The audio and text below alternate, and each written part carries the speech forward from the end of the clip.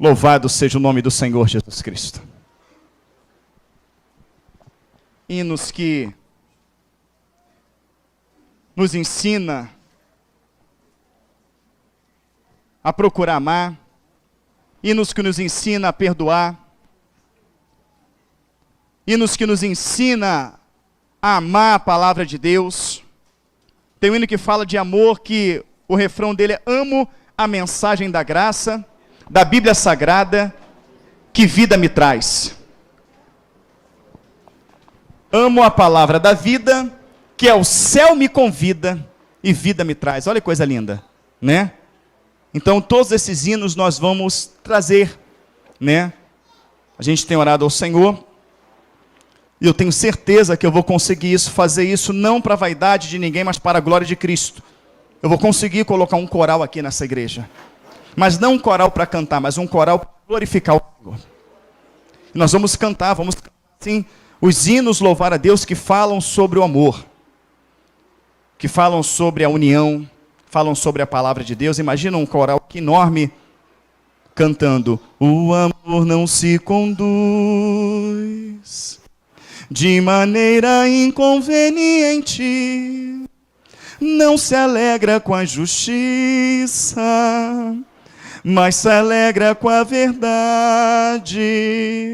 Tudo sofre, tudo crê, tudo espera, tudo suporta. E a igreja toda explodindo, cantando: o amor jamais acaba. Não é isso? Baseado em 1 Coríntios 13.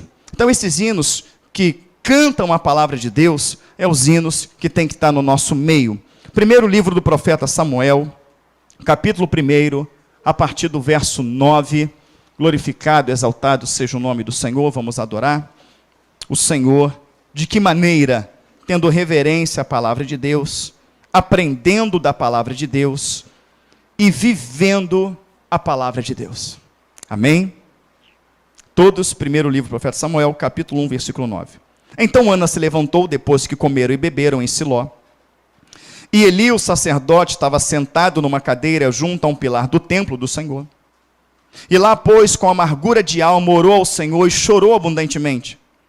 E voltou um voto dizendo: Senhor, Senhor dos exércitos, se benignamente atentares para a aflição da tua serva, e de mim te lembrares, e da tua serva te não esqueceres, mas a tua serva deres um filho varão, ao Senhor o darei por todos os dias da sua vida, e sobre a sua cabeça não passará navalha.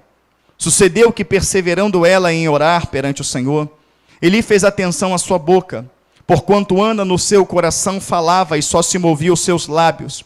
Porém não se ouvia sua voz, pelo que Eli a teve por embriagada.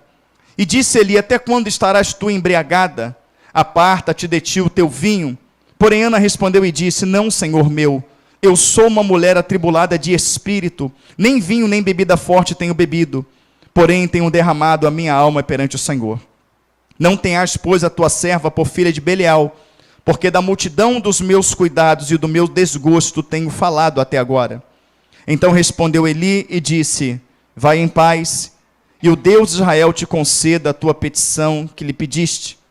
E disse ela: achei a tua serva graça em teus olhos. Assim a mulher se foi, seu caminho, e correu, e o seu semblante já não era triste. Vou repetir: o seu semblante já não era triste. E levantaram-se de madrugada e adoraram perante o Senhor, e voltaram e vieram à sua casa, a Ramã. E Eucana conheceu a Ana, sua mulher, e o Senhor se lembrou dela. E sucedeu que, passado algum tempo, Ana concebeu, e teve um filho, e chamou o seu nome Samuel, porque dizia ela: o tenho pedido ao Senhor. A igreja pode estar sentada em nome do Senhor Jesus Cristo. Glória a Deus.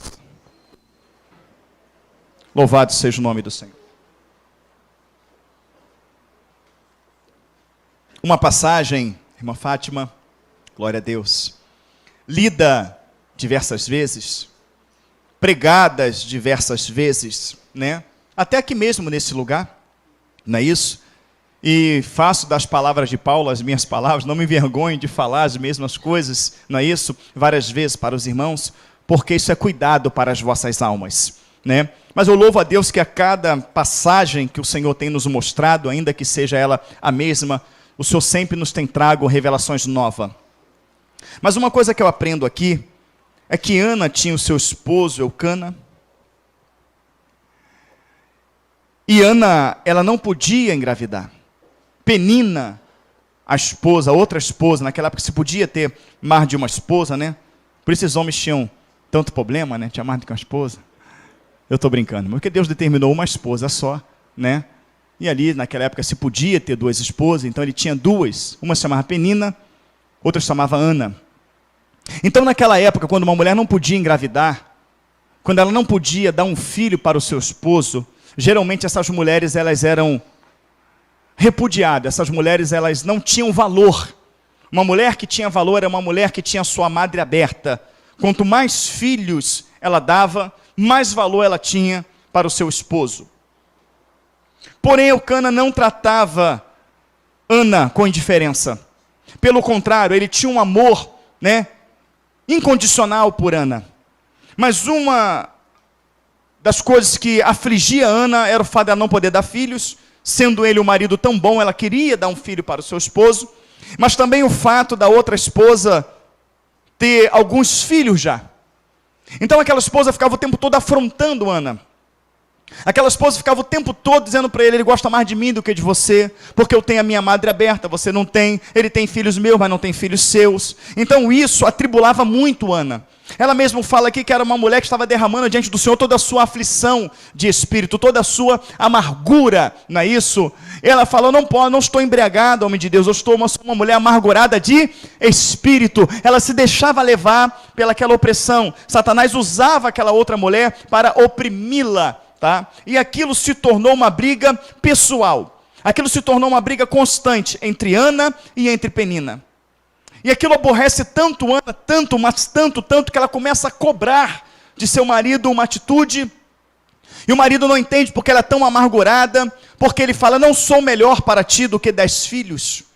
Ou seja, aquele homem vendo a frustração daquela mulher de não poder engravidar, ele tratava ela com muito carinho, tratava com muito desvelo, tratava com muita atenção, mas ainda assim Ana trazia dentro dela essa amargura, e Ana, ela insistia em trazer isso para uma briga pessoal. Ela insistia em discutir, em bater boca, em brigar, em ficar emburrada, e exatamente isso que Satanás faz o tempo todo, a todo momento, com as nossas vidas. O diabo, ele mira aquilo que é um ponto fraco nosso, e ele vai batendo ali. É como se fosse uma grande parede de concreto enorme, né? E viesse ali alguém com uma bazuca tentar transpor aquela parede, e ele atirasse naquela parede e não tinha efeito nenhum. Mas aí ele, procurando com calma, ele viu um rachado nessa parede. Aonde ele ia atirar?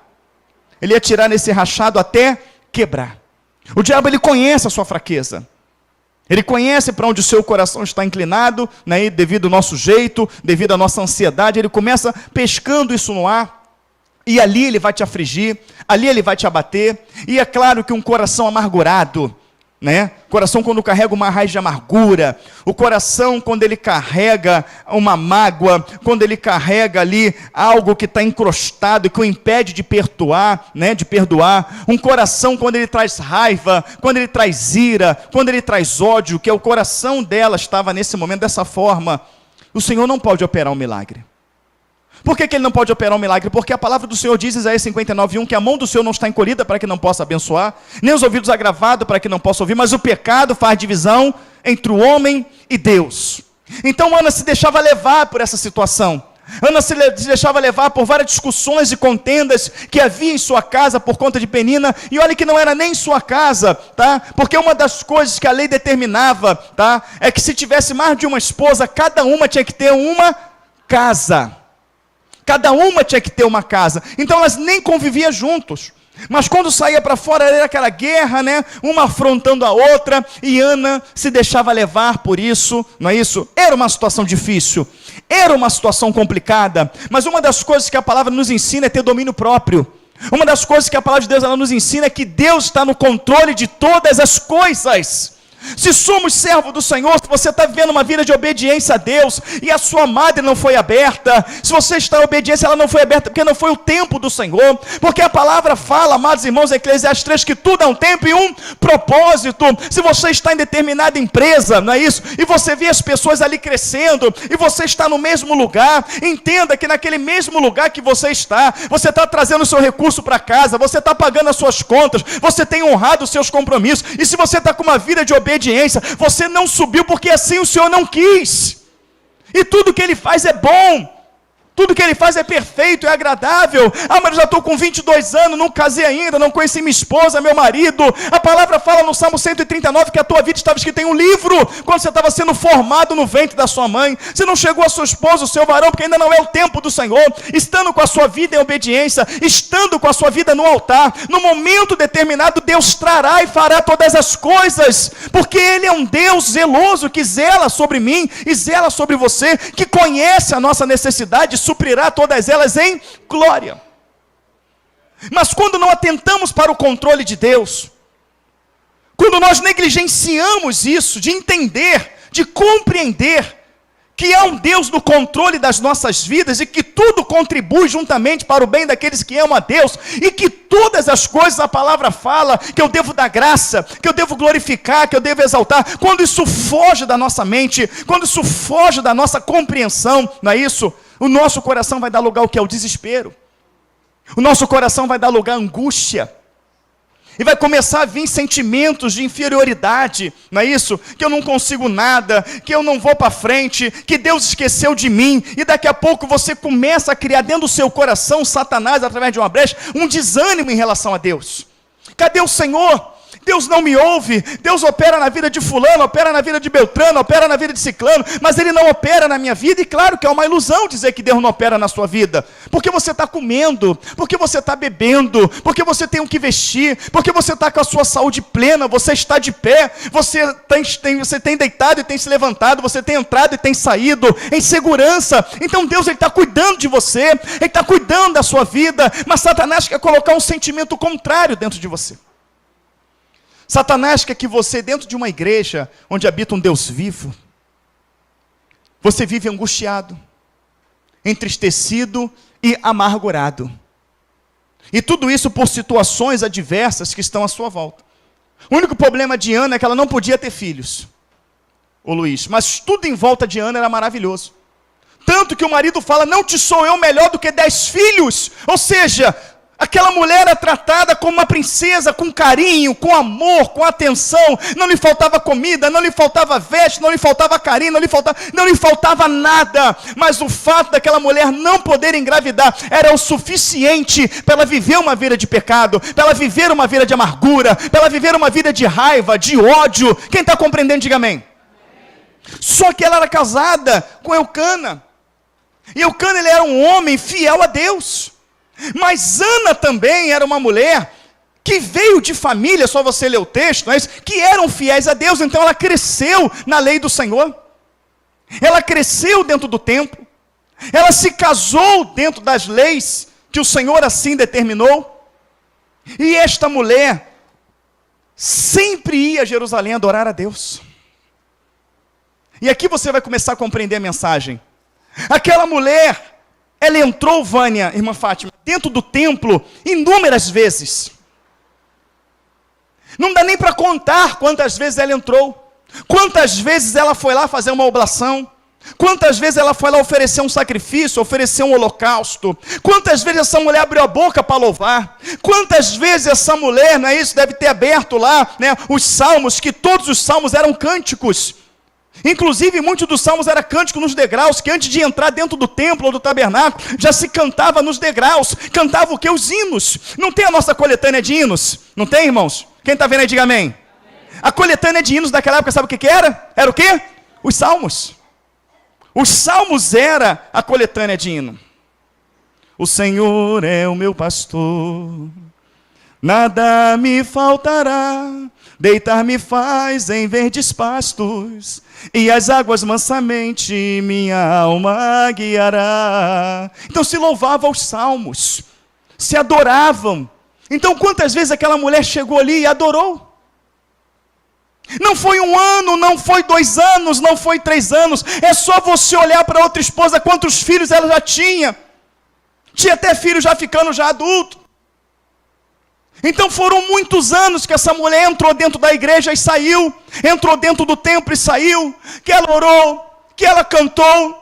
Porque ela achou que estava adorando, ela achou que a oração estava subindo, ela achou que algo estava acontecendo, mas nada estava acontecendo. Por quê, amados irmãos? Porque a palavra fala que o nosso Deus é um Deus que sonda as mentes e os corações, e a palavra do Senhor diz que bem-aventurados limpos de coração, porque eles encontrariam Deus, eles veriam Deus. Entenda bem, se tem uma mulher que ela não pode engravidar, e no momento se estende a mão sobre ela e ora, e a madre dela é aberta, e essa mulher tem um filho onde o médico falou que ela não podia ter, eu digo para os irmãos, essa mulher pode dizer que ela viu Deus, sim ou não? Viu! Ela viu Deus, de que maneira? Na ação que Deus operou na vida dela, ela viu Deus. O médico falou, é impossível você engravidar. E de repente ela vai lá e engravida, ela pode dizer, eu vi o Senhor. Eu vi o Senhor na minha vida. Então para ver Deus tem que ser limpo de coração. Mas essa mulher entrava na igreja amargurada. Ela entrava na igreja angustiada. De repente aquela mulher, ela ia viajando, não é isso? E na viagem, não é isso? Ela tinha que ir junto com Penina, tinha que estar junto. E de repente ela, eu quero que essa mulher morra. Por que não dá um troço nessa mulher? Tu imagina de repente a outra mulher estando para dar luz, né? Tomara que o neném engasgue lá e não saia, morra os dois. De repente ela pensava dessa maneira. Era uma mulher que vivia em guerra. Era uma mulher que vivia em contenda. Era uma mulher que ela ficou tão rixosa, mas tão rixosa, que o homem daquele bom com ela se aborrece com ela. Só um minutinho, dá um grande abraço no meu tio, tá? Um dia eu apareço lá. Amém, queridos? Tem um tio meu que é pastor, um servo do Senhor, irmão do meu pai está indo lá, né? Está convidado para participar do culto lá, que é aniversário do meu tio, mandei um grande abraço. Mas enfim, queridos, presta bem atenção, esta mulher, esteve várias vezes na presença do Senhor. Pastor, o que é estar na presença do Senhor? Ainda que os teus olhos não vejam, ainda que os teus olhos não contemplem, a Bíblia ela mostra exatamente o que acontece quando um culto começa.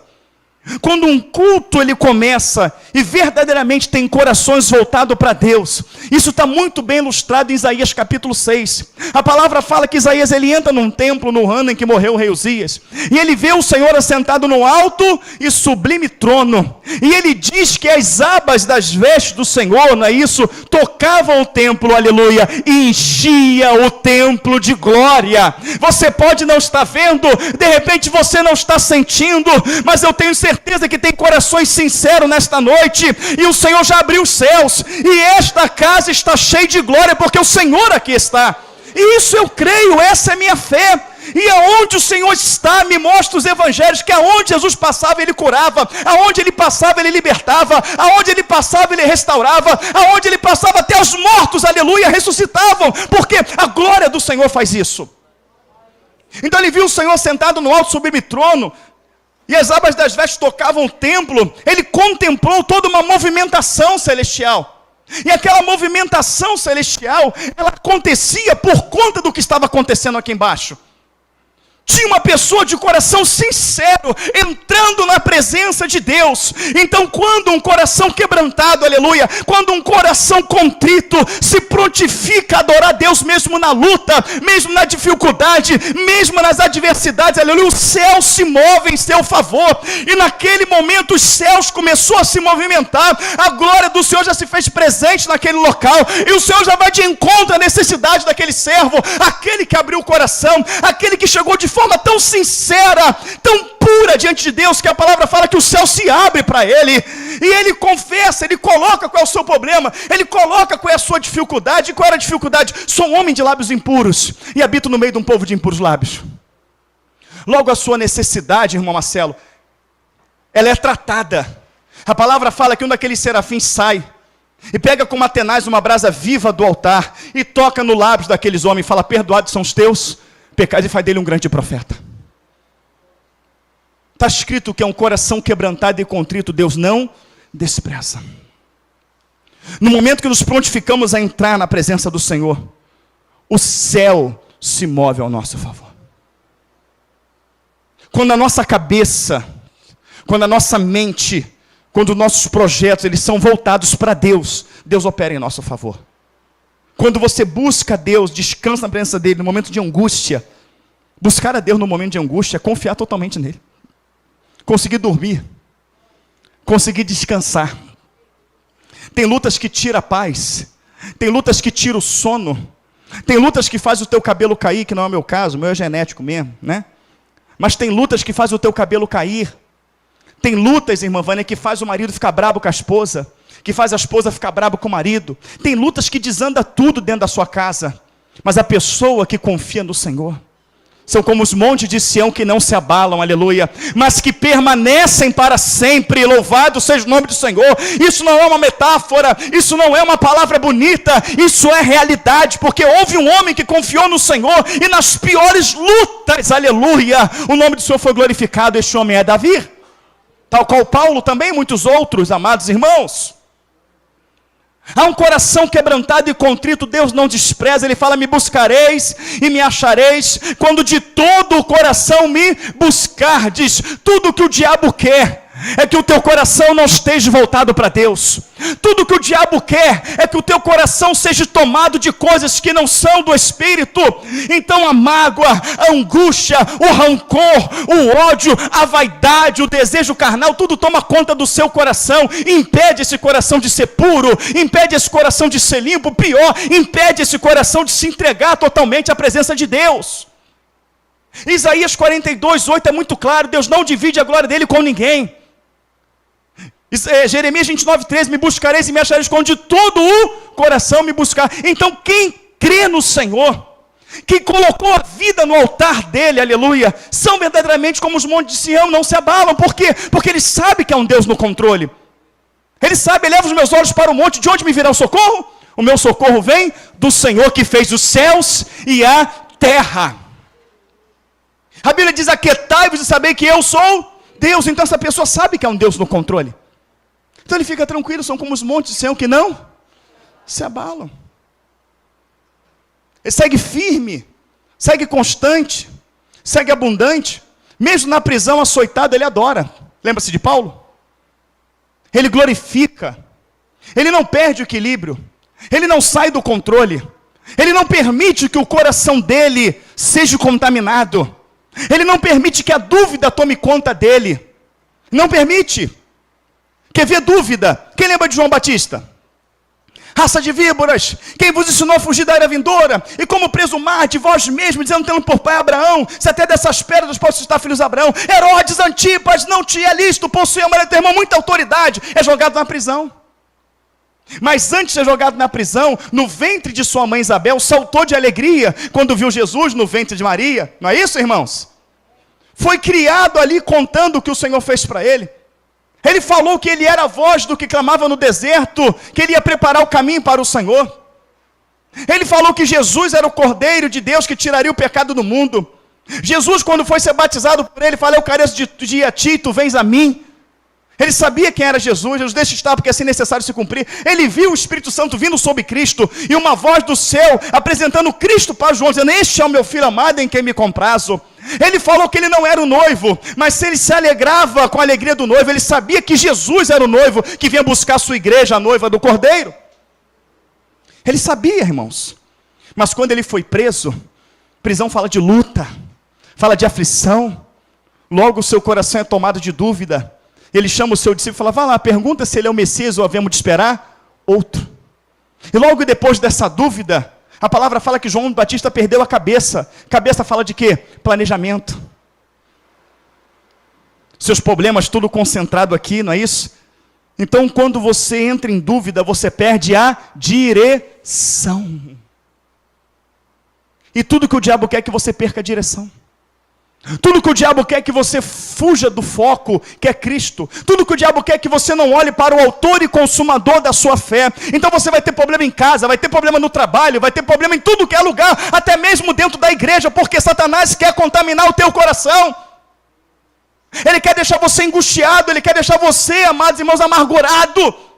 Ele quer, através da amargura, que um abismo chame outro abismo, que você tenha raiva, que você tenha ódio, que você tenha sentimento contrário, porque a palavra fala, se andarmos na luz, como na luz Cristo está, temos comunhão uns com os outros. O diabo trabalha minando no seu coração: pastor, eu não bebo, eu não fumo, eu não me prostituo, eu não vejo canal ilícito, na minha casa não tem gato net, não tem gato na água, não tem internet gato, eu não compro nenhuma mercadoria roubada, não compro, eu leio a Bíblia, eu oro, pastor, mas tem raiva, tem ira, não perdoa, empresta a boca para Satanás. Então quando você chega aqui, é a mesma coisa de alguém que bebe, alguém que se prostitui, alguém que xinga, alguém que mata, alguém que rouba, porque ele está impedido de ouvir Deus e tu também estás. E o diabo sabe como trabalha.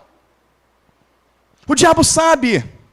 E como essa mulher entrou várias vezes dentro da igreja, e aquela glória que ali estava manifesta não teve ação sobre a vida dela, muitos de nós também entramos dentro da igreja e muitas das vezes a glória de Deus não teve ação sobre a nossa vida. Pastor, discordo do Senhor, porque se a glória de Deus foi derramada, todo mundo vai sentir. A Bíblia fala que uma multidão apertava e oprimia Jesus, e ele confessou com a boca dele que dele saiu virtude, mas da virtude que dele saiu, somente uma mulher foi curada. Quando Isaías entrou no templo, o templo não estava vazio. Você pode ter certeza, Diácono Kleber, que tinha uma multidão de pessoas ali adorando com Isaías. Mas a palavra fala que somente ele viu os céus abertos, aleluia. Somente ele viu o Senhor sentado no alto sublime trono. Somente ele viu os umbrais da porta tremendo. E somente ele recebeu o toque do Senhor em sua boca, transformando ele num profeta, aleluia, glória a Deus. A palavra fala que Paulo, no caminho de Damasco, somente ele caiu do cavalo, somente ele viu a luz, somente ele escutou a voz de Deus, mas as pessoas que estavam à sua volta não compreenderam o que aconteceu. Não entenderam o que aconteceu. Então é possível a glória de Deus ser derramada, é possível Deus se manifestar, e é possível somente um sentir, como é possível também todos sentir. Como no dia de Pentecostes, estava mais de 120 irmãos, unânimes em oração. A palavra fala que o Espírito foi derramado sobre todos. E glorificado e exaltado seja o nome do Senhor. Quisera Deus, Ele quer que o Espírito hoje seja derramado sobre toda a igreja. O Senhor quer que nesta noite todos sejam renovados, curados, libertos, transformados, que todos saiam daqui testemunhando que há um Deus vivo e poderoso, porque há, e Ele está neste lugar, e não há impossível para Ele. Ele cura, liberta, restaura, vivifica, abre portas onde não há portas, abre o mar, querido, faz brotar água de onde não tem. Esse Deus é o mesmo e não mudou, aleluia. Curava ontem, cura hoje, curará amanhã. Este Deus não despreza aonde há fé, aonde há confiança, aonde há coração puro. Ele não despreza. E o melhor, Ele está aqui. Ele está aqui, passeando neste lugar, falando para você nessa noite: limpa o teu coração, que eu quero operar na sua vida. Quantas vezes essa mulher entrou? Quantas vezes essa mulher saiu? Quantas vezes essa mulher adorou em vão? Quantas vezes essa mulher meditou no sermão em vão? Aquele sacrifício, aquela viagem longa, voltar, e nada aconteceu, porque o seu coração estava tomado de ódio. Tomado de ódio. Amados irmãos, a palavra do Senhor vai dizer que um monte de pessoas passava do lado de fora, no dia de Pentecostes, não compreendia o que estava acontecendo lá dentro. Mas todas aquelas pessoas que passavam do lado de fora, milhares de pessoas, porque no templo cabia mais de 20 mil pessoas, estavam indo para o templo com roupa bonita. As melhores sandálias, as melhores roupas, as melhores joias, indo para o templo adorar. Levando as melhores ofertas aos olhos humanos, levando prata, ouro, incenso, levando animais para ir para o templo. Mas pararam na porta de onde Pedro, os discípulos e aquelas pessoas estavam, e olharam lá para dentro e não compreenderam nada do que estava lá dentro. Não são galileus todos esses homens que estão lá dentro, como os ouvimos falar na nossa própria língua, que somos nascidos falar da grandeza de Deus. E achando que aqueles homens estavam bêbados, achando que aqueles homens estavam cheios de cachaça, cheios de mosto. E Pedro sai para fora e fala: não, irmãos, não estão cheios de mosto, de bebida, esse que vocês estão vendo, mas o que está acontecendo lá, aleluia, foi o que foi profetizado pelo profeta Joel, que o Espírito Santo, aleluia, seria derramado sobre toda a carne. Irmãos, presta atenção no que eu vou falar. Havia uma promessa do Espírito Santo ser derramado, havia uma promessa de renovo, havia uma promessa de batismo com o Espírito Santo, havia uma promessa de derramamento de dons, havia uma promessa, aleluia, de fazer homens e mulheres mortais como eu e você sermos poderosos instrumentos de Deus nessa terra para fazer a diferença. Houve uma promessa, e a palavra do Senhor vai mostrar que mais de 20 mil pessoas iam para o templo adorar, mas somente tal promessa se derramou sobre 120 pessoas. 120 pessoas buscaram diferente, creram nesta promessa, mas a maioria, milhares delas, ia por um hábito, ia por uma tradição. Mais de 20 mil pessoas, milhares de pessoas que iam para Jerusalém adorar. Todas essas pessoas não compreendiam o que acontecia no mundo espiritual. Essas pessoas, se a luz não entendia, elas não compreendiam a palavra de Deus. E eu quero, igreja, que você nesta noite não cometa o mesmo erro. Não entenda que isso aqui é um momento natural. Não entenda dessa maneira, que isso aqui são só colunas, que é somente microfone, que é violão, que é um pastor aqui pregando, que é uma Bíblia de papel na tua mão, que é uma coletânea de louvor, que é parte sua e vai embora. Não, não é só isso não, queridos. O céu está se movendo nesse momento. Há anjos, arcanjos, serafins, querubins, trabalhando em prol desse culto. Há legiões e legiões de demônio tentando atrapalhar. Há legiões de demônio que não quer que você se converta, que não quer que você seja curado, que não quer que você seja liberto, que quer que você saia daqui frustrado, quer que você saia daqui, eu não senti Deus, eu não vi Deus, mas tem miríades e miríades de anjos, aleluia, subindo e descendo, trabalhando para o agir de Deus, para que você saia daqui crendo, aleluia, conhecendo que Cristo é o Filho de Deus, que Ele morreu e reviveu, que está presente nesse lugar. O Senhor quer. Então há uma grande batalha, há um mundo espiritual que se move nesse momento. E Deus não quer que você seja os que estavam lá de fora, confuso com o que estava acontecendo. Ele quer que você seja os que estavam do lado de dentro, cheio do Espírito. Cheio do Espírito. Jacó tinha um grande problema. Qual era o problema de Jacó? Saiu da sua casa, largou a sua herança, largou a sua mãe, largou o seu pai, porque quis não, porque o seu irmão só queria lhe matar. Esaú só queria matar. Probleminha ou problemão? Quem acha que é maior do que o problema que você está vivendo agora, diga amém, glória a Deus. Tem gente aqui hoje, minha irmã, que não está dormindo por causa da conta de luz. Tem gente que não está dormindo por causa da conta de água. Tem gente que está indignado com Deus, quase quebrando tudo, quase largando tudo, porque essa semana só comeu arroz, feijão, ovo e salada. Coisa triste. Isso não precisa me dar uma semana, não. Você pode me dar um ano todo, que eu vou ser o homem mais feliz da terra. Porque pensa alguém que gosta de ovo. Pensa em alguém que gosta daquele feijãozinho, né? Aquele arrozinho soltinho, 2 ovinhos instalados, gema dura e aquela saladinha verde. Sou eu, querido. Para mim isso aí é banquete. Eu troco por picanha. Sou maluco, eu troco. Minha esposa sabe que eu troco. E está reclamando. Está indignado com Deus. Tem pessoa que quer largar Jesus. Sabe por quê? Porque ainda não comprou uma televisão de que pega sinal digital e nem ganhou um aparelhinho, nem tem dinheiro para comprar. Irmãos, acredite, isso é um absurdo que a gente ouve como pastor. Mas a palavra fala que esse homem, o seu irmão queria matá-lo. Ele corre de seu irmão, como a sua viagem é longa para a casa de seu tio, a palavra fala que ele para descansar.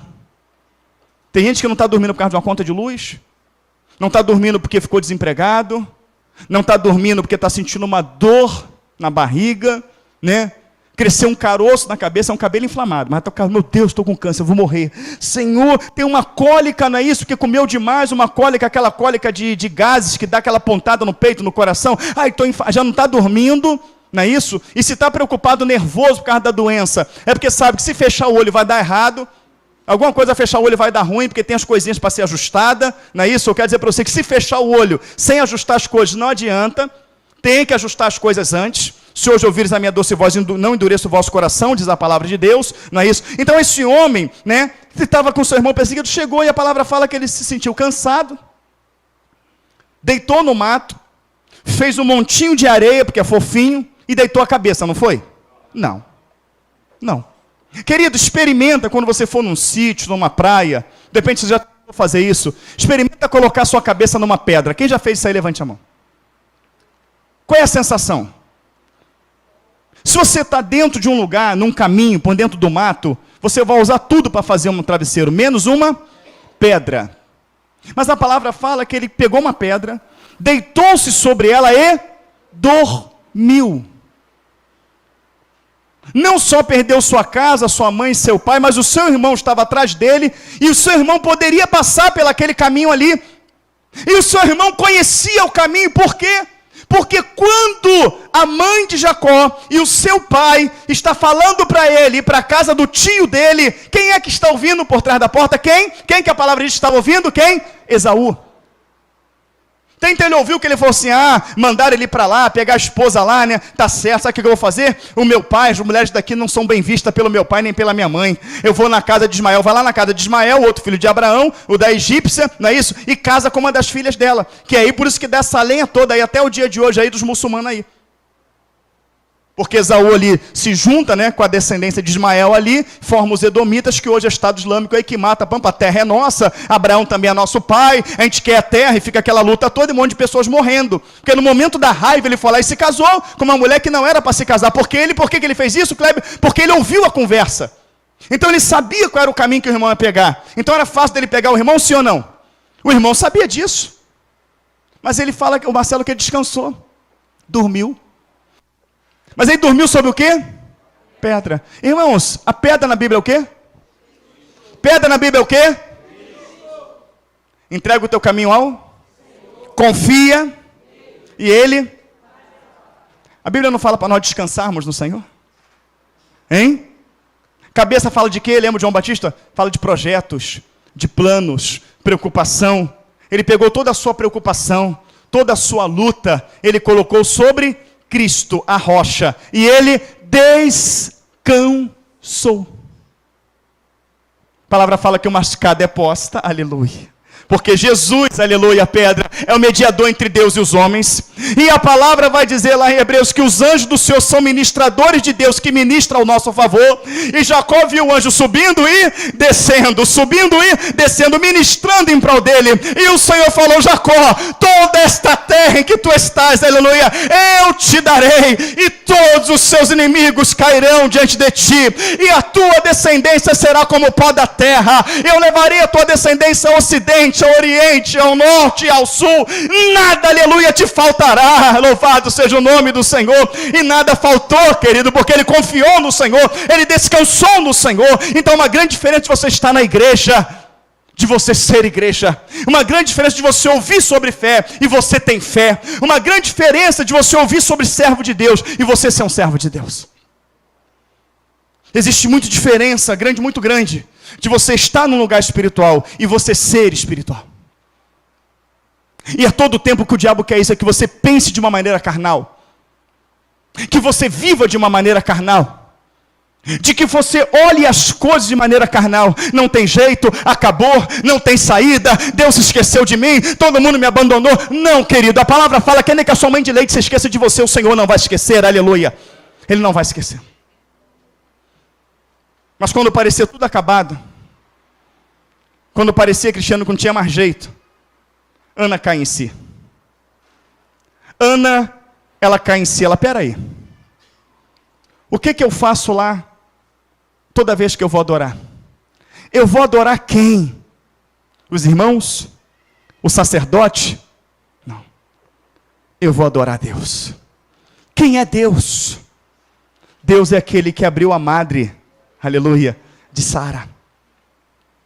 Deus é aquele que abriu a madre de Rebeca. Deus é aquele que abriu o mar vermelho. Deus é aquele que enviou o maná.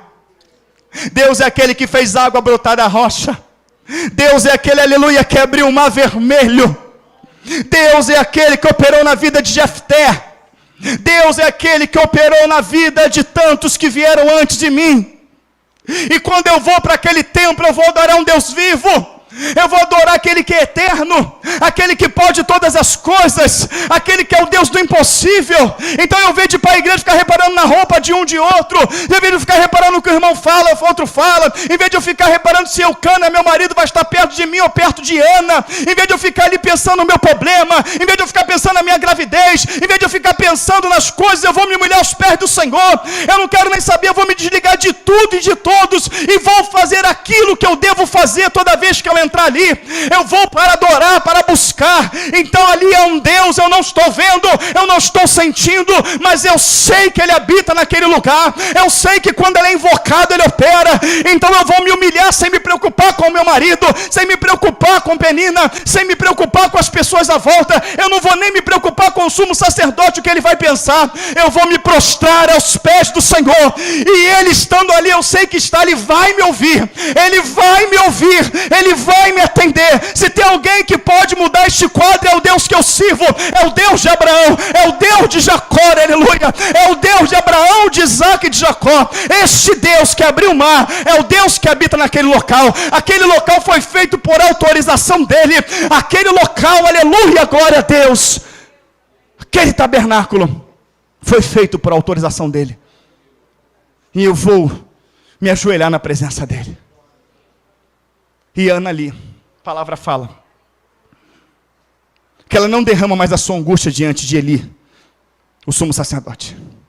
Ela não derrama a sua angústia diante de Eucana, seu marido. Ela não derrama mais a angústia para suas colegas, para suas amigas, para os seus parentes, de repente para sua mãe. A palavra fala que ela coloca toda a sua angústia diante do Senhor.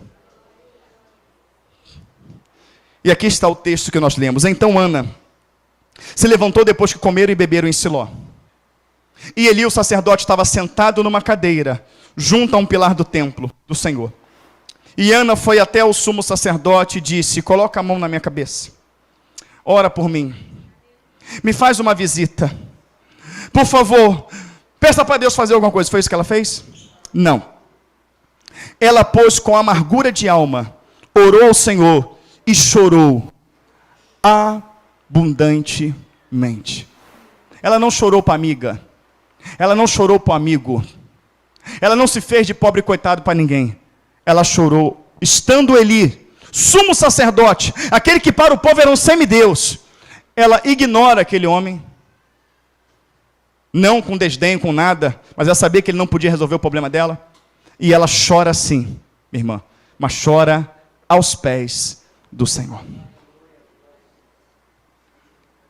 E votou um voto dizendo: Senhor dos exércitos, se benignamente atentares para a aflição da tua serva, aleluia, e de mim te lembrares, e da tua serva te não esqueceres, mas a tua serva deres um filho varão, ao Senhor darei por todos os dias da sua vida. Irmãos, entenda bem, a riqueza de Ana estava num filho. A palavra do Senhor diz que aonde está a sua riqueza, ali está o seu. Ela respirava um filho. Ela dormia pensando no filho, acordava pensando no filho, agia pensando no filho. A riqueza dela estava ali. Ela estava tão ambicionada em querer um filho, que ela esquecia de buscar a Deus. Que ela esquecia de buscar o Senhor. Eu falo: Senhor, ela quer dizer isso. Eu estou tão focada, ela falou, estou tão focada em querer um filho, que eu esqueci que tem um Deus. Então vou colocar esse problema diante de Deus. E aquilo que desvia o meu foco de Deus, eu colocarei diante dele. O Senhor me dá um filho, e esse filho vai ser seu. Ou seja, o desejo dela era um filho. Então ela está dizendo: Senhor, o meu desejo será para ti. Agora tu imagina, você engravida. Rafaela está grávida. Imagina, você carrega 9 meses na barriga. Quando ele nasce, você vai lá no templo, entrega para Deus. Se você almeja, ambiciona, dorme e acorda pensando num filho, e quando esse filho nasce, e aí, Daniele, daria? Daria seu filho? Ana deu, irmãos. O que ela mais ambicionava, ela deu. O desejo do seu coração tem que ser para Deus. Quando você aprende isso, que o desejo do coração tem que ser para Deus, Deus opera em seu favor. Deus ministra em seu favor. Ah, tu está bêbado, tu está cheio de mosto. A igreja está tão acostumada a não ter uma vida espiritual. A igreja está tão acostumada a viver no natural, a viver na carne, que se ela chegar aqui para começar o culto, o irmão estiver de joelho orando por 20 minutos, ela vai se assustar. De repente vai até criticar e quer ser religioso, quer ser espiritual. Mas esse é o procedimento que tem que ser feito. Você vê uma pessoa quietinha, não conversando, está ali orando, está lendo a palavra, está em reverência, está em santificação, ela quer ser santo. Não, esse é o procedimento, aleluia. Porque Satanás dentro da igreja quer desviar o nosso foco. É um falatório para cá, um falatório para lá. Não, você veio para adorar, você veio para se humilhar, você veio para chorar aos pés do Senhor, você veio para colocar diante dele a sua luta, a sua aflição, porque você sabe que ele é socorro bem presente na angústia. Mas bem verdade é, irmãos, que de muitas das vezes que Ana entrou e saiu, dessa vez foi diferente. Dessa vez foi diferente porque ela fez o que o Senhor quer que eu e você viemos fazer. Não olhar para o homem. Muitos aqui esperam em mim a sua cura. Muitos aqui esperam em mim a sua libertação. Muitos aqui esperam até em mim a sua salvação. Pois a cura que você precisa eu necessito.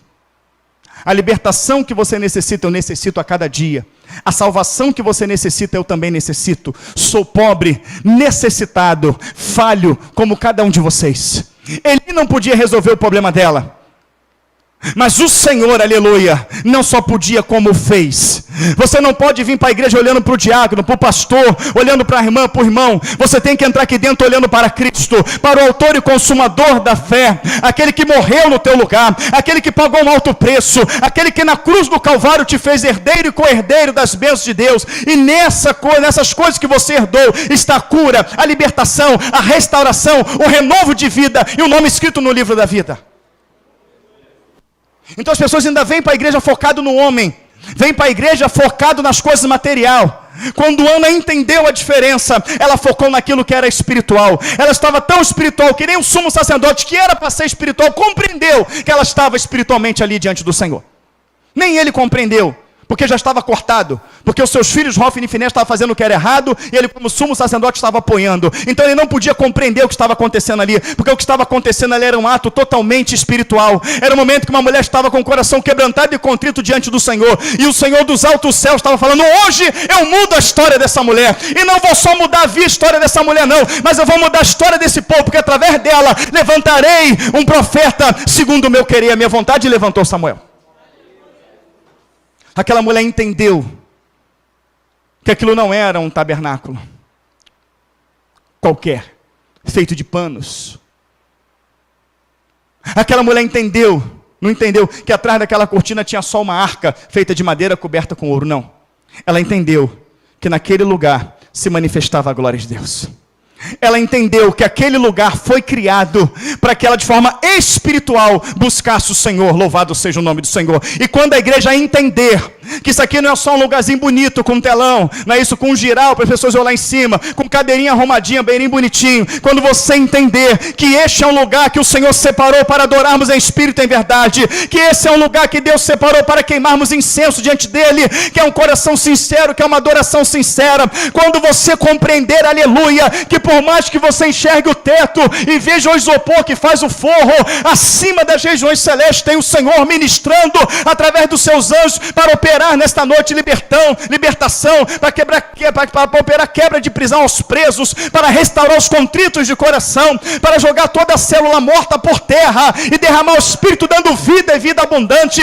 O Senhor nesse momento está cortando o laço de morte, o Senhor nesse momento está quebrando cadeias, o Senhor nesse momento está fazendo obra de feitiçaria, de bruxaria. O Senhor nesse momento está trabalhando no coração do esposo, no coração da esposa. Ele está renovando o carinho, o desejo, o amor, o respeito. Nesta hora tem anjos e arcanjos lá fora guerreando já, porque Satanás está preparando acidente, está preparando assalto, mas Deus, conhecendo todas as coisas, já está lá preparando o seu caminho de volta para a sua casa. Há um Deus trabalhando, há uma esfera espiritual agindo nesse momento, e a igreja precisa compreender todas essas coisas, porque o carnal ele não discerne o que é espiritual.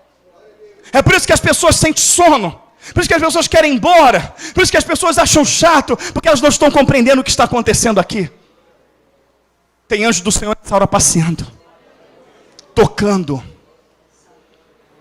Tem demônios cantando vitória. Hoje eu levo ele, hoje eu levo ela. E já tem anjos se manifestando, falando: não, esse é do Senhor, lavado e remido no sangue de Cristo. Você não tem poder sobre a vida dele. Você não tem poder sobre a vida dela. Você não tem poder sobre esse casamento. Porque nesse casamento eu coloquei as minhas mãos. Eu lavei e remi ele e ela com o meu sangue. Há uma esfera espiritual operando aqui. E nós entramos aqui de qualquer maneira. Nós entramos aqui como se fosse somente um clube. Somente não, como se fosse um clube. Como se fosse literalmente uma casa de espetáculo. E ignoramos totalmente aquele que está presente nesse lugar. Rei dos reis. Senhor dos senhores. Coroado de glória. Rico em majestade. Um Deus, o alfa e o ômega, o primeiro e verdadeiro, o princípio e o fim. O que antes dele não houve, depois dele não haverá. O que ressuscitou Lázaro, que estava morto e podre há 4 dias. Aquele que usou Pedro para dizer: não tenho prata, eu não tenho ouro, mas o que eu tenho te dou em nome de Jesus Cristo Nazareno. Levanta e anda. Essa igreja não tem lustre caro. Essa igreja não tem ar-condicionados caro. Essa igreja ela não é um megatemplo. A cadeira, se ficar 2 horas, vai doer tuas costas, porque ela não tem conforto. Essa igreja não tem prata. Essa igreja não tem ouro. Mas entenda que Deus te fez pisar num lugar que tem o poder dele, que tem a unção dele, que tem a glória dele, que joga câncer, que joga diabetes, hipertensão, que restaura o contrito, que salva casamento, mas acima de tudo desfaz a obra de Satanás. Escreve teu nome no livro da vida. Conheçamos e prossigamos em conhecer a Deus. Entenda onde você está. Entenda. Eu não preciso ver, eu sei que os umbrais estão tremendo. Eu não preciso ver, eu sei que o céu está aberto. Eu não preciso ver, mas não só a aba dele. A aba estava porque era na lei, mas agora o véu foi rasgado. Está a aba, está a coroa, está o cedro, aleluia. Está o seu cavalo branco, está o Senhor Jesus Cristo na sua totalidade, presente neste lugar, pronto a derramar o seu espírito, a sua glória, a sua virtude. O que o Jesus quer bradar nessa noite, sabe o que é? Alguém me tocou diferente, porque de mim saiu virtude. A virtude do Altíssimo, a cada dia é separada para ser derramada sobre a sua vida. Não estou nem aí porque te aflige. Eu não estou nem aí porque se levantou contra a tua vida. Não estou nem preocupado com a enfermidade que é. Não estou nem aí. Não estou dizendo que eu não estou nem aí para você, entenda bem. Mas porque te abateu. Porque aquele a quem eu anuncio é maior do que todas essas coisas. Aquele a quem eu anuncio é aquele que foi morto e reviveu, que derramou poder, autoridade, unção, para em nome do Senhor Jesus Cristo fazer todas as obras de Satanás. Esse Senhor, Rei dos Reis, Ele está presente nesse lugar, e Ele nos chama de bem-aventurado que não viu e creu. Eu não vi, mas eu creio. Eu não sei o que médico falou para você, eu não sei o que o homem falou para você, eu não sei o que o diabo lançou na sua cabeça, mas eu sei que o Deus da Bíblia é o Deus do impossível. Eu já vi Ele operar, já vi Ele agir na minha vida e na vida de muitos que aqui estão. Então eu não estou nem preocupado com o tamanho do demônio que se levantou contra a tua vida e quantos estão acompanhando ele. Não estou preocupado. Porque o Deus que eu prego nesse lugar, Ele se manifestou para desfazer toda a obra de Satanás. Ele se manifestou. E Ele falou que Ele é o mesmo ontem, hoje e serás eternamente. Alguém crê em Jesus? Levante a mão e diga glória a Deus. Permaneça com a mão em pé. É para você que crê, eu quero falar algo para você. Você crê, faz assim. Ele fala que esses sinais seguirão vocês. Pode abaixar a mão. Esses sinais seguirão aos que crê. Aleluia, glória a Deus. E quando Ele fala, aleluia, que o sinal vai seguir, Jesus está aqui, irmãos. Quando Ele fala, aleluia, que o sinal vai seguir a quem crê, Ele está falando: eu estarei aonde haver fé. Jesus é o sinal, irmãos. Jesus é o sinal. Jesus é a cura. Jesus é a libertação. Jesus é a restauração. Jesus é o renovo. Jesus é o renovo. Ele é o sinal. Os sinais seguirão os que crê. Ou seja, eu estarei aonde tem fé. Aonde tem fé eu estarei. Jesus está aqui. Ele está aqui, irmãos. Tão certo como o ar que eu respiro. Igreja, Jesus está aqui para alegrar o seu coração. entrou amargurada, sal vivificada. Eu vou ler para você. Eu vou ler, presta atenção. Cadê? Aqui, olha, eu vou pegar para você aqui. Versículo 18. E disse ela: acha a tua serva graça em teus olhos. Assim a mulher se foi seu caminho e comeu, e o seu semblante já não era triste. O semblante dela saiu várias vezes triste dali, Rafaela. Várias vezes triste, meu amado irmão. Mas a palavra fala que quando ela foi embora, aleluia, já não era triste. Foi Eli que fez isso? Ela nem sabia que estava grávida. Na verdade, nem grávida estava ainda. Porque era uma longa viagem, ela só ficou grávida quando Eucana, seu esposo, se deitou com ela. Então não foi a gravidez que alegrou o seu espírito. Não foi o sumo sacerdote que alegrou o seu espírito. Foi o Senhor. O Senhor se alegrou quando viu aquela mulher depositando o problema aos pés dele. Deus se alegrou quando aquela mulher confiou o problema a ele. Senhor, o Senhor pode resolver. Amargurado estou diante de ti. Mas esse problema está me amargurando, esse problema está me entristecendo. E seu Luiz, aquela mulher que não comia, que não bebia, devia estar magra, com depressão, Aline, ela comeu, bebeu, e o seu semblante já não era triste. Eu vou resumir o que aconteceu ali. Poderia estar escrito dessa maneira que não estaria errado. E aquela mulher saiu cheia do Espírito Santo de Deus. Cheia do Espírito. Pastor, me dá um exemplo de quando o Espírito Santo de Deus é derramado, o que acontece? Romanos 8, versículo 11. Se o Espírito, que daquele que dos mortos ressuscitou a Cristo, habita em nós, aleluia. Esse Espírito que dos mortos ressuscitou a Cristo, vivificará os nossos corpos mortais. Calma, calma. O que é que ele vai fazer? Ele vai transformar o lamento em baile, tirar da tristeza para a alegria, da morte para a vida, das trevas para a sua maravilhosa luz. É só isso que o Espírito faz. Só.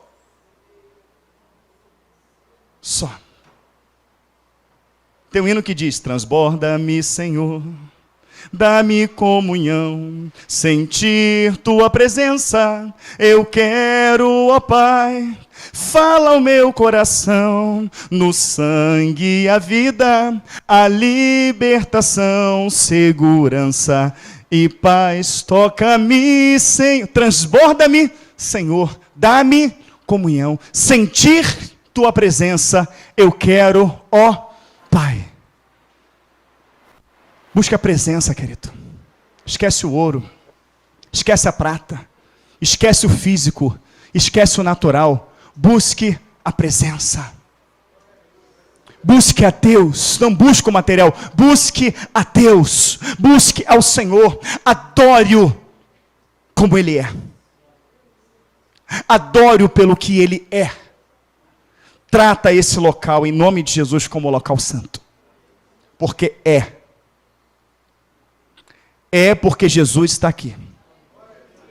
Você sabe que quando Moisés subiu no monte, o Senhor falou que aquele lugar era o quê? Santo. Sobe lá. Vê se tem anjo guardando aquele lugar. Vai lá. Não tem. Não tem. Tem até idolatria naquele lugar que virou local de idolatria, porque pisou lá um local de idolatria. Aquele lugar só foi santo naquele momento, porque o Senhor esteve lá. Eu tenho certeza, amados irmãos, que o Senhor sempre está presente nesse lugar. Mas como é que falar coisas promíscuas em lugar santo? Como é que abrir o celular para mostrar coisas para outras pessoas que não é santo? Como é que falar mal de irmão, cochichar? Como olhar uma irmã com olho carnal, um irmão com olho carnal, se o lugar é santo? O dia que tratarmos Vânia esse lugar como um lugar santo, com respeito, com reverência, o dia que entrarmos ali já estremecidos, já dobrando o joelho no chão, na presença do Senhor com tremor e temor, o dia que ofertarmos a Ele um coração puro, um coração sincero, e darmos um culto digno ao qual Ele merece, um culto espiritual voltado para a adoração plena, independente das nossas lutas, verás o céu aberto, E os anjos de Deus subindo e descendo neste lugar. Eu não sei quantas vezes você entrou aqui. Eu entrei milhões de vezes amargurado e saí amargurado. Eu entrei milhões de vezes triste e saí triste. Eu entrei milhões de vezes enfermo e saí enfermo. Eu quero dizer para você que dessa vez o Senhor não quer que você saia dessa maneira. Por isso ele fala, entrega o teu caminho ao Senhor. Confia nele. E o mais ele, adore-o de corpo, alma e espírito. O coração de Ana, Marcelo, estava na criança. Ela pega a criança e dá para Deus. Neste momento, ela passa a adorar Deus de todo o seu coração. Agora eu vou dar o ponto final da mensagem, queridos. Ela chega na escada ali do tabernáculo e ela ora. E ela fala, não, eu não quero o meu coração aqui na escada. Eu quero o meu coração lá com o Senhor. Eu quero o meu coração lá dentro. Eu quero o meu coração no íntimo. Então onde está meu coração? Está no Filho. Então, Senhor, o meu Filho que está no coração estará contigo todos os dias da vida dele. Porque se o meu Filho estiver contigo lá no lugar santo, no santo do santo, para lá eu vou orar, para lá eu vou olhar, para lá eu vou olhar, ali eu vou querer desejar ficar. Filho fala da obra de Deus, irmãos. Isaías 9 diz, um povo que andava em trevas, viu uma grande luz. Povo que habitava a região em sombra da morte, a luz raiou. Porque um filho se nos deu, um menino nos nasceu. E seu nome será maravilhoso, conselheiro, Deus forte, Pai da eternidade, príncipe da paz. A obra não é tua, a obra é de Deus na sua vida. Volte o teu coração para a obra de Deus. Coloca todo o teu coração depositado na obra de Deus. Ore com fervor. Ore com temor, ore com fé, com respeito, com reverência. Trate esse lugar com respeito. Trate o Deus que você serve com respeito. Viva de maneira espiritual. Entenda que o lugar que você está é um lugar tremendo. Porque prega a Bíblia não, porque Jesus está presente nesse lugar. Nesse lugar que o Senhor já jogou câncer por terra, diabetes. Nesse lugar que tem uns 2 meses, o irmão morreu aqui dentro. Ele saiu carregado aqui morto. O Senhor ressuscitou. O lugar que a irmã está ali, ela ali, olha. Esqueci o nome dela. A irmã Janaína. Caiu morta lá na igreja. Salcinha era novo na igreja. Ela caiu morta. Vão levar pupa. O irmão falou, não, aqui dentro não. A Jandira, aqui dentro não. Nós vamos orar e Deus vai levantar. Ela orou e levantou. Porque o pastor é bom? Porque Jesus estava presente. Mas um monte de pessoas estava agindo natural, estava doido para o culto acabar. Um monte de pessoas ficou olhando, que barulho é esse, totalmente disperso. Mas se Jesus não estivesse naquele lugar, aquela mulher não levantava. Aquele culto que muitos achou frio, que Deus não estava aqui, se Jesus não estivesse aqui, aquele homem, o Antônio, ele não ressuscitaria. Se Jesus não estivesse aqui, amados irmãos, os demônios são expulsos aqui no final do culto, eles não seriam expulsos. Se Jesus não estivesse aqui, condenando essas mensagens, direcionando ela, milhares de pessoas não estariam libertas. Então eu afirmo para você que mesmo você não vendo, ou até não sentindo, tão certo como o ar que eu respiro, Jesus está neste lugar, e bem-aventurado é aquele que não viu e creu. Então não sai sem a tua vitória, não sai sem a tua bênção, porque bênção nesta noite Jesus está derramando. Que o Senhor nos abençoe por esta palavra, em nome de Jesus, aleluia, glória a Deus, Deus maravilhoso. Vamos louvar o Senhor.